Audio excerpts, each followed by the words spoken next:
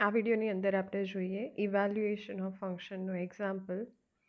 તો અહીંયા આપણને ફંક્શન તરીકે ડિફાઇન કરીને આપ્યું કે fx is equal to log 1 plus x by 1 minus X. Then show that, again આપણે અહીંયા શો કરવાનું, પ્રૂવ કરવાનું, આ left hand side is equal to right hand side. તો સૌથી પહેલાં આપણે લેફ્ટ હેન્ડ સાઇડ લઈશું કે f of 2x by 1 plus x square. હવે જે ઓરિજિનલ ફંક્શન આપણને આપ્યું fx is equal to log 1 plus x by 1 minus x.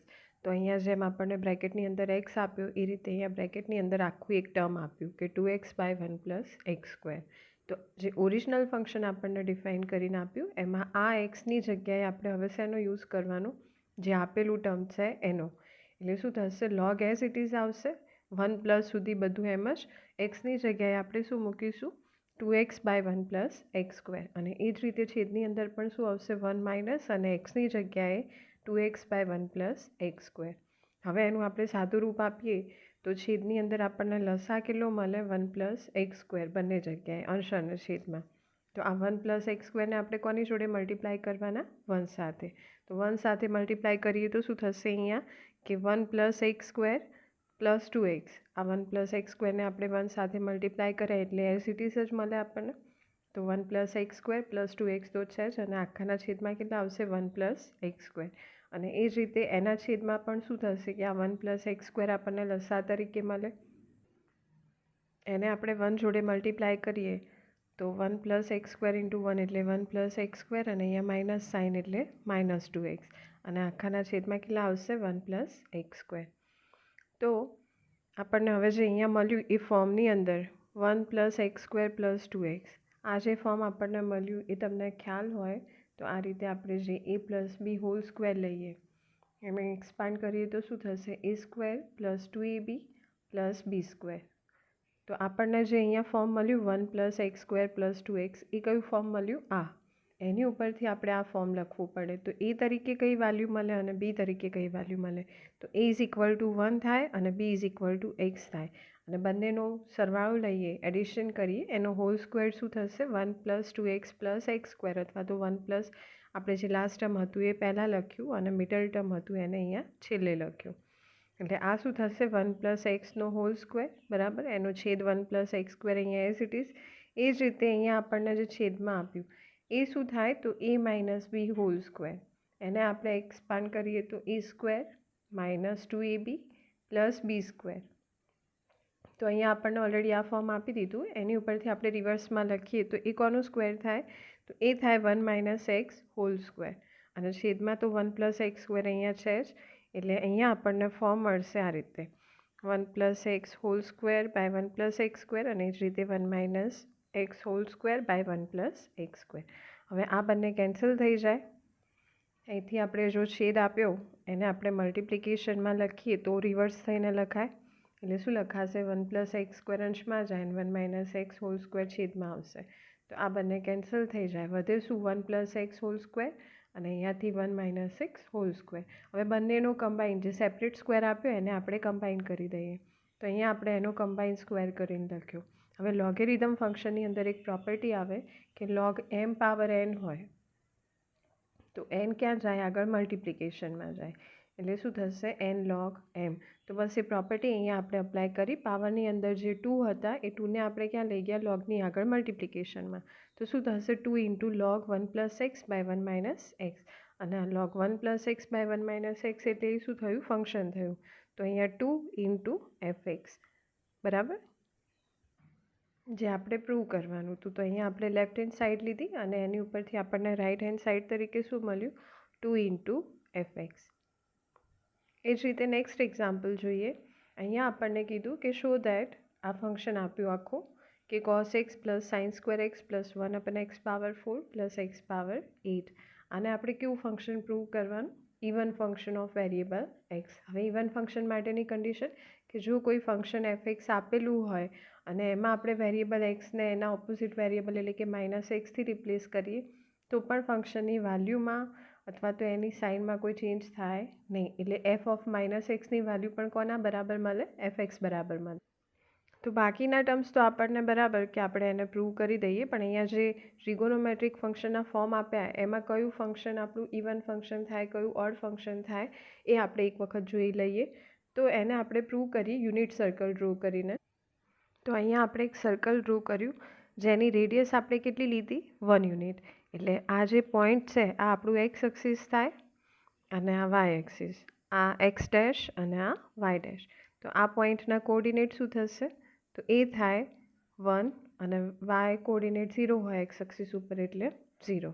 એ જ રીતે આ પોઈન્ટના કોઓર્ડિનેટ શું થશે? તો કારણ કે વાય એક્સિસ એટલે એક્સ કોઓર્ડિનેટની વેલ્યુ 0 અને વાય એક્સિસ ઉપર 1 યુનિટનું રેડિયસ લીધું આપણે એટલે શું થશે? વાય કોઓર્ડિનેટની વેલ્યુ 1 યુનિટ. તો આના કોઓર્ડિનેટ્સ થાય 0 1. તો નોર્મલી કેવું હોય કે પહેલી જે વેલ્યુ હોય એ આપણે કોસ તરીકે લઈએ અને સેકન્ડ જે વેલ્યુ આપેલી હોય સાઇનની. આ રીતે આપણે યાદ રાખીએ એને, બરાબર. એ જ રીતે આ પોઈન્ટ માટે એના કોઓર્ડિનેટ શું થાય? તો અગેન વાય એક્સિસ ઉપર એટલે એક્સ કોઓર્ડિનેટ 0, પણ ઓપોઝિટ સાઈડમાં એટલે વાય કોઓર્ડિનેટની વેલ્યુ શું થશે? -1.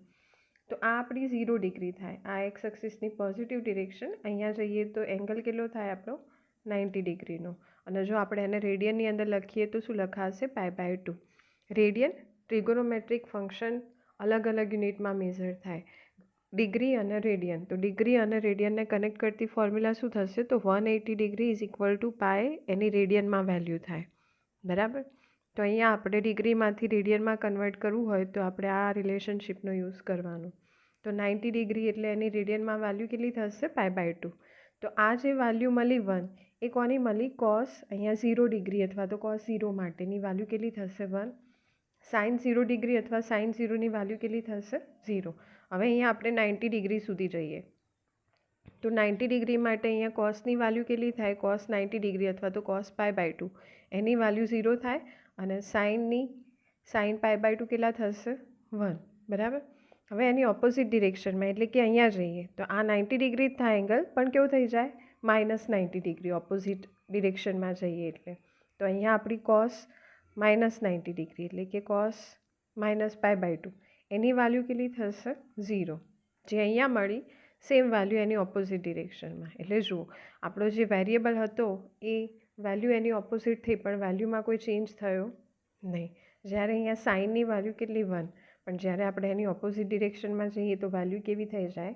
-1. તો આપણું જે કોસ ફંક્શન છે એને આપણે કેવું ફંક્શન લઈશું? ઇવન ફંક્શન તરીકે, કે જ્યારે આપણે એની અંદર વેરિયેબલમાં કોઈ બી એંગલ ચેન્જ કરીએ, કે જેમ અહીંયા આપણે લીધું કે કોસ π/2ની વેલ્યુ પણ આપણને 0 મળી અને કોસ -π/2ની વેલ્યુ બી કેટલી મળે? 0 મળે. પણ જો સાઇનની વાત કરીએ તો સાઇન π/2 1 હતા, પણ જ્યારે આપણે એની ઓપોઝિટ ડિરેક્શનમાં ગયા તો સાઇન -π/2ની વેલ્યુ કેટલી થઈ ગઈ? -1. એટલે આપણી વેલ્યુ તો સેમ મળી પણ સાઇન કેવી મળી? ઓપોઝિટ મળી. તો સાઇન આપણું કેવું ફંક્શન થાય? Odd function. અને કોસ કેવું થાય? Even function. તો હવે આપણે સમજી લીધું. તો હવે આપણે જે એક્ઝામ્પલ આપ્યો તો એને પ્રૂવ કરીએ. તો અગેન એક્ઝામ્પલ ઉપર મૂવ થઈ જઈએ. તો અહીંયા આપણે પ્રૂવ કરવાનું કે આ જે ફંક્શન આપણને આપ્યું એ ફંક્શન કેવું થવું જોઈએ? Even function. એટલે કે જ્યારે આપણે ઓરિજિનલ ફંક્શનની અંદર એના વેરિયેબલને એના ઓપોઝિટ વેરિયેબલથી રિપ્લેસ કરીએ તો બી એની વેલ્યુમાં અથવા તો સાઇનમાં કોઈ ચેન્જ થાય નહીં. તો હવે આપેલા ફંક્શનની અંદર દરેક જગ્યાએ આપણે વેરિયેબલને કોનાથી રિપ્લેસ કરીએ? -xથી. તો અહીંયા જે કોસ x હતા એની જગ્યાએ આપણે શું લઈશું? Cos -x. એ જ રીતે સાઇન સ્ક્વેર x હતા તો સાઇન સ્ક્વેર -x. 1/xની જગ્યાએ -x⁴ અને આ xની જગ્યાએ -x⁴. હવે આગળ હમણાં આપણે સમજ્યા એ પ્રમાણે કે કોસ એ ઇવન ફંક્શન થાય એટલે એમાં તમે વેરિયેબલને એની ઓપોઝિટ વેરિયેબલથી રિપ્લેસ કરો તો બી એની વેલ્યુમાં કોઈ ચેન્જ નહીં થાય, આપણને સેમ વેલ્યુ મળશે. પણ હા, સાઇનની વેલ્યુ બદલાઈ જાય. હવે આપણે એ બી સમજીએ કે સાઇન સ્ક્વેર x અને સાઇન x². તો સાઇન સ્ક્વેર x એટલે શું થાય? સાઇન ફંક્શનનું 2 વખત મલ્ટિપ્લિકેશન એટલે કે સાઇન x × સાઇન x થાય. પણ જો તમે સાઇન x² લો તો સાઇન ફંક્શન એક જ વખત આવે, વેરિયેબલ 2 વખત આવે. એટલે એમાં વેલ્યુ કઈ રીતે ચેક થાય? તો x × x જે બી ડિગ્રી અથવા તો મતલબ જે બી એંગલ આપણને આપેલો હોય તો એને પહેલાં આપણે મલ્ટીપ્લાય કરીએ અને જે સિંગલ વેલ્યુ મળે એની માટે આપણે સાઇન ચેક કરીએ. એટલે અહીંયા સાઇન ફંક્શન એક જ વખત આવે. અહીંયા આપણને કોનો સ્ક્વેર આપ્યો? સાઇન ફંક્શનનો. એનો મતલબ શું થશે કે સાઇન -x આ રીતે લખાશે એને કે સાઇન -x × સાઇન -x, બરાબર. હવે સાઇન કેવું ફંક્શન? Odd function. એટલે સાઇન માઇનસ એક્સમાં વેલ્યુ તો સેમ જ મળે સાઇન એક્સ, પણ સાઇન ઓપોઝિટ થઈ જાય. અહીંયા બી એવું થશે કે વેલ્યુ સેમ મળે, સાઇન ઓપોઝિટ, તો માઇનસ માઇનસ શું થઈ ગયા? પ્લસ થઈ ગયા. અને sine x into sine x શું થશે? Sine square x. તો અહીંયા આપણે માઇનસ સાઇન સ્ક્વેર એક્સને કઈ રીતે લખીશું? સાઇન સ્ક્વેર એક્સ તરીકે. હવે અહીંયા માઇનસ એક્સ પાવર 4, એટલે કે એક્સને આપણે 4 વખત minus x minus x minus x minus X. તો જ્યારે બી મલ્ટિપ્લિકેશનની અંદર માઇનસ સાઇન હોય એનો પાવર ઇવન નંબર, એટલે કે બેકી સંખ્યા હોય તો વેલ્યુ કેવી મળે? ઓલ ઓવર વેલ્યુ પોઝિટિવ થઈ જાય. અને જો એની પાવર તરીકે ઓડ નંબર એકી સંખ્યા આપેલી હોય તો ઓલ ઓવર વેલ્યુ આપણને નેગેટિવ મળે. તો આ જે વેલ્યુ હતી એ કેવી થઈ જશે? પોઝિટિવ. એટલે કે એક્સનો પાવર શું લખાશે? 4. અને અહીંયા પણ આપણને ઇવન નંબર આપ્યો પાવર તરીકે, તો એમાં પણ શું થઈ જાય? વેલ્યુ પોઝિટિવ, એટલે કે એક્સ પાવર 8. તો હવે આપણને ફંક્શન મળશે cos x plus sine square x plus 1 x power 4 plus x power 8. એટલે આખું જે ફંક્શન હતું આપણને સેમ મળ્યું. ઇવન આપણે વેરિયેબલને એના ઓપોઝિટ વેરિયેબલ માઇનસ એક્સથી રિપ્લેસ કર્યા તો પણ. એટલા માટે આ જે ફંક્શન આપેલું હતું આપણને એ કેવું ફંક્શન થાય? ઇવન ફંક્શન થશે. બરાબર. આ જે આપેલું ફંક્શન હતું એને આપણે પ્રૂવ કર્યું ઇવન ફંક્શન તરીકે. નેક્સ્ટ એક્ઝામ્પલ જોઈએ, જેની અંદર આપણે શું ફાઇન્ડ કરવાની? ફંક્શનની રેન્જ ફાઇન્ડ કરવાની. તો રેન્જ આપણે જોઈ ગયા હતા ડેફિનેશનમાં કે રેન્જ કોને કહેવાય? તો જ્યારે આપણને કોઈ બી ફંક્શન આપેલું હોય તો ડોમેનમાંથી એલિમેન્ટ્સ લઈએ, એને જો આપણને ફંક્શન ડિફાઇન કરીને આપ્યું હોય તો વેરિયેબલમાં એ ડોમેનના એલિમેન્ટ્સની વેલ્યુ મૂકીએ અને સામે આપણને જે બી ઇમેજ તરીકે મળે એ ઇમેજીસનું કલેક્શન એટલે શું કહેવાશે? Range of function. તો અહીંયા આપણે આ ફંક્શનની રેન્જ ફાઇન્ડ કરીએ તો ડોમેન તરીકે આપણને કયો સેટ આપ્યો? એ. અને એ ડિફાઇન કરીને આપ્યો 1 2 3 4, 4 એલિમેન્ટ્સ આપ્યા. કયા કયા? 1 2 3 અને 4. તો અહીંયા આપણે એ એલિમેન્ટ્સ માટે એની ઇમેજીસ ફાઇન્ડ કરીએ. તો સૌથી પહેલાં ડોમેનમાંથી એલિમેન્ટ લઈએ 1, એને ક્યાં મૂકવાનું? ફંક્શનની અંદર વેરિયેબલ એક્સની જગ્યાએ. તો એક્સને આપણે રિપ્લેસ કરીએ 1 થી 2 પાવર 1, કેટલા થશે? 2. એ જ રીતે એક્સની વેલ્યુ 2 લઈએ, 2 પાવર 2 એટલે 2 ઇન્ટુ 2, 2ને 2 વખત મલ્ટીપ્લાય કરવાના, કેટલા થાય? 4. નેક્સ્ટ એલિમેન્ટ 3 લઈએ, એક્સની વેલ્યુ 3 લીધી તો 2 ક્યુબ કેટલા થશે? 8. આ ઇમેજ મળી આપણને કોની? 3ની. 2ની ઇમેજ કેટલી મળી? 4. 1ની ઇમેજ મળી 2 અને 4 માટે એની ઇમેજ શું થાય? તો એક્સની જગ્યાએ આપણે 4 લઈએ, 2 પાવર 4 કેટલા થશે? 16. તો આ જે આપણને બધી ઇમેજીસ મળી એ ઇમેજીસનું કલેક્શન, એટલે કે 2 4 8 અને 16, આ ઇમેજીસનું કલેક્શન એટલે શું થાય? Range of function. એ જ રીતે આપણને બીજું ફંક્શન આપ્યું અહીંયા જી ફ્રોમ એ ટુ આર. ફંક્શનને ડિનોટ કરવા માટે અલગ અલગ નોટેશન થાય, જેમાં મોટા ભાગે એફ યુઝ થાય. અહીંયા આપણને બીજું ફંક્શન આપ્યું જેમાં નોટેશન તરીકે સિમ્બોલ તરીકે જી યુઝ કર્યો. એ બી ફંક્શન ક્યાંથી ક્યાંનું આપ્યું? તો ડોમેન તરીકે અને કોડોમેન તરીકે આર. અને આપણું જે ફંક્શન હતું એ ડિફાઇન કરીને આપ્યું એબ્સોલ્યુટ વેલ્યુ ફંક્શન. અહીંયા જે આપણને માનાંકમાં વેલ્યુ લખીને આપીએ એને શું કહેવાશે? Absolute value function. તો આપણે જરાક એ બી સમજી લઈએ કે એબ્સોલ્યુટ વેલ્યુ ફંક્શન કહેવાય કોને? તો જુઓ, એબ્સોલ્યુટ વેલ્યુ ફંક્શન, બરાબર, એને આપણે આ રીતે ડિફાઇન કરીએ કે કોઈ બી ફંક્શન આપેલું હોય, એબ્સોલ્યુટ વેલ્યુ ફંક્શન આ રીતે લખાય. અને જો એની વેલ્યુ, મતલબ કે વેરિયેબલ તરીકે આપણે જે બી વેરિયેબલની વેલ્યુ ફાઇન્ડ કરતા હોઈએ, બરાબર, એ કેવી હોય? પોઝિટિવ હોય. એટલે કે એક્સ ગ્રેટર દેન 0 હોય તો આપણું એબ્સોલ્યુટ વેલ્યુ ફંક્શન કઈ રીતે ડિફાઇન થાય? એક્સથી. એટલે કે જ્યારે માનાંકમાંથી તમે વેલ્યુ બહાર નીકાળો તો વેલ્યુ તમને સેમ જ મળે, પોઝિટિવ જ મળે. પણ જો એક્સની વેલ્યુ લેસ દેન 0 હોય, એટલે કે નેગેટિવ વેલ્યુ હોય અને તમે એની એબ્સોલ્યુટ વેલ્યુ ફાઇન્ડ કરો તો એ કંઈક આ રીતે ડિફાઇન થાય, માઇનસ એક્સથી. એટલે ઓલરેડી વેલ્યુ નેગેટિવ હોય, ફરીથી માઇનસથી મલ્ટીપ્લાય થાય તો માઇનસ માઇનસ શું થઈ જાય? પ્લસ. એટલે માનાંકમાંથી જ્યારે આપણે એની એબ્સોલ્યુટ વેલ્યુ -2 ફાઇન્ડ કરીએ તો બહાર મૂકીએ ત્યારે શું લખાશે? 2 લખાશે. વેલ્યુ અંદર જે બી આપ્યું હોય, પોઈન્ટમાં આપ્યું હોય કે ઇન્ટીજર વેલ્યુ આપેલી હોય, બહાર મુકાય ત્યારે સેમ ટુ સેમ ખાલી પોઝિટિવ કરીને આપણે મૂકતા હોઈએ એને. તો અહીંયા આપણને એબ્સોલ્યુટ વેલ્યુ ફંક્શન આપ્યું છે, એની માટે આપણે રેન્જ ફાઇન્ડ કરવાની. અગેન ડોમેન તો સેમ જ આપ્યો 1 2 3 અને 4, એટલે એની માટે આપણે એની ઇમેજીસ ફાઇન્ડ કરીએ. તો સૌથી પહેલાં 1 લઈએ, 1ને આપણે મૂક્યા એબ્સોલ્યુટ વેલ્યુ ફંક્શનની અંદર x -3 તરીકે. એક્સની જગ્યાએ અહીંયા 1 આવશે. 1 -3 એટલે -2, પણ એને પોઝિટિવ કરીને લઈએ તો 2 થઈ જાય. એ જ રીતે એક્સ તરીકે 2 આપ્યા, 2 મૂકીએ તો કેટલા મળશે? 1. 3ની ઇમેજ કેટલી મળશે 0 અને 4ની ઇમેજ મળે 1. એટલે અહીંયા આપણને 2 1 0 અને 1 ઇમેજીસ તરીકે. હવે આપણને ખ્યાલ જ છે કે સેટની અંદર ક્યારેય બી એલિમેન્ટ્સ રિપીટ થાય નહીં. એટલે અહીંયા આપણે ઇમેજ તરીકે જે 1 રિપીટ થાય એ આપણે અહીંયા રેન્જની અંદર રિપીટ નહીં કરીએ, બરાબર. અને રેન્જ માટેનું નોટેશન આર, અને અહીંયા આપણને ફંક્શન કારણ કે જી આપ્યું એટલે આપણે અહીંયા સિમ્બોલ તરીકે યુઝ કરીએ આરજી. તો શું આવશે અહીંયા ઇમેજીસના કલેક્શનમાં 0 1 અને 2. અને જો તમે એને ઓર્ડર પેરના ફોર્મમાં લખો તો 4 અલગ અલગ પેર લખાય.